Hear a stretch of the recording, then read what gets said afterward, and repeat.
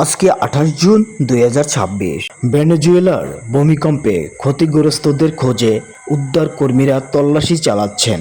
ভেনেজুয়েলার গত সপ্তাহের জোড়া আঘাত হানা ভূমিকম্পের ঘটনায় নিহত মানুষের সংখ্যা দাঁড়িয়েছেন 1719 জন। ভেনেজুয়েলার কর্মকর্তারা এই নিহত মানুষের সংখ্যা নিশ্চিত করেছেন।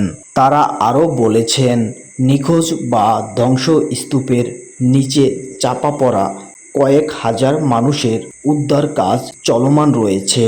ভেনেজুয়েলার জাতীয় পরিষদের নেতা জর্জ রদ্রিগেজ গতকাল এক ভাষণে বলেছেন, পরপর 7.2 ও 7.5 মাত্রার ভূমিকম্পের আহত মানুষের সংখ্যা 5034-এ পৌঁছেছে।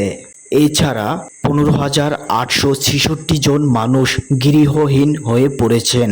রদ্রিগেজ আরও বলেন, নতুন এই কম্পনের কারণে অতিরিক্ত কোনো ক্ষয়ক্ষতির খবর এখন পর্যন্ত পাওয়া যায়নি। আন্তর্জাতিক ও স্থানীয় উদ্ধারকারী দলগুলো সময়ের সঙ্গে পাল্লা দিয়ে উদ্ধার তৎপরতা চালাচ্ছে।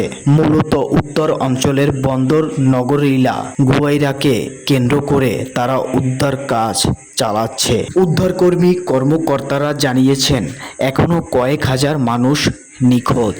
তাদের খুঁজে বের করতে ভেনেজুয়েলার প্রায় 30,000 সেবাকর্মী এবং 2,700 বিদেশি বিশেষজ্ঞ উদ্ধার অভিযানে অংশ নিয়েছেন।